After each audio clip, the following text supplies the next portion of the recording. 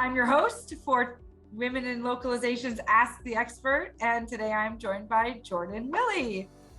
Hey guys, nice to meet you all. Thank you for having me. Yeah, so Jordan, tell us about you. Tell us a little bit about you and your background. Yeah, for sure. Well, I'll start at the end of the story of what I'm doing right now. So I'm the international production lead at Shopify. So what I do is, and how I kind of got connected to you is I kind of tackle all things localization with media. So screenshots, images, things like that. But that's where I am right now. But kind of how I got here, I've been thinking about this a lot because honestly, the tell me about yourself question is probably like the scariest question that I can imagine. So I tried to sum it up into like what makes my decisions. And in general, I like to make difficult things easy. But as for localization and things like that, how did I get into that? That started at Shopify. So for me, I very early on at Shopify, I joined a team called Voice of the Merchant. We always refer to it as VOM kind of thing. But essentially what it was, I'd say it's kind of like white glove service. So if someone wasn't having a great experience with support kind of thing, they could fill out a survey and we'd want to learn about what didn't go right and if it's something that's preventable. So we had, hundreds of thousands of survey responses and we needed to kind of understand them. So first of all, originally we were going through these manually. And I think we're about 300,000 survey responses behind current time. So very, very kind of delayed results for that. And that's okay, right? We're kind of figuring out the process, things like that. But right away, I think there was some opportunities that I could kind of use my background.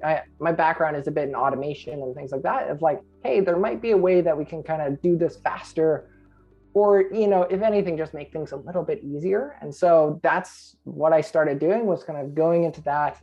And we used automation and keyword kind of automation to put things in kind of different buckets. And so that worked out very well. And that was a great challenge and I really enjoyed it, which then kind of led to the next challenge, which was, well, what about our international merchants? Because this was English only at the time. And as you know, not having international merchants have a voice, that's kind of a little bit weird. So we kind of dove into that and I kind of had my face kind of blown right off. I was like, oh my God, there's so much to learn about processes and localization and, even surveying, like how you'd ask questions and things like that. And so we kind of went down that route and it kind of ballooned from there. So at Shopify, and just in case some of the viewers don't know what Shopify is, because all the time I get asked if I'm part of a music streaming company and I'm not. Shopify is like e-commerce. So if you want to have a website, let's say, and you want to sell online or in person or anything, we kind of handle all the back end stuff so you don't have to worry about it. You do your thing, we'll take care of all the rest and make it really easy to kind of go. So same thing with Shopify, e-commerce around the world, and especially in some cases, like every single region has its own laws, whether it's taxes or shipping or whatever. And so Shopify has pretty much an unlimited amount of localization things that we were trying to solve. And so Shopify started its really big localization journey in 2018, where it translated the platform into all these different languages, including localizing and things like that. And that's an ongoing process. It never ends, as you definitely know, kind of thing. And for that, it was really exciting because then, I'm a big fan of the closer you get to something, the more interesting it is. That was an unlimited loop here at Shopify. The closer and the more things I kind of discovered about localization, how we could kind of take this to the next level, there was another kind of round of things that you could kind of solve or take on kind of thing. And so it's kind of bloomed into what I do now, which is the international production lead. And I won't talk for the entire call here about that. You can. It's so. I don't want to own this space completely, but yeah, essentially what it's led to, and like I said, we're returning back to the end of the story here, is my focus has been kind of in automation and figuring out how we can, instead of having like a 20-person team for every single region and locale creating video content. And here at Shopify, we'd localize for 20 different languages kind of thing, at least for a help center. That means 20 different processes. We want one team to be able to create content in 20 different languages. Yeah, you're such a charismatic speaker. So anyway. You think so? Cool.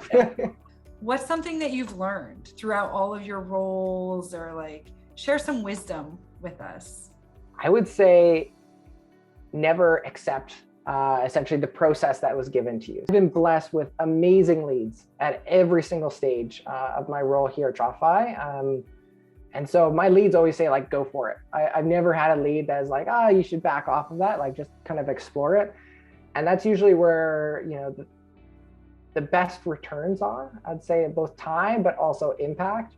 If you have something that, people just do it and they don't know why they do it anymore, that's a really good thing to dig into. And there's been so many times that I've just been like going down the rabbit hole, figuring out why we do it.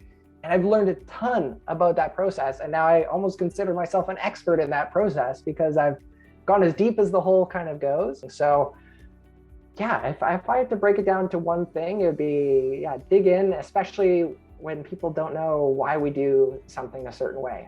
Become the expert in anything that people don't understand. Thanks so much for being my guest today. It's really good to hear from you.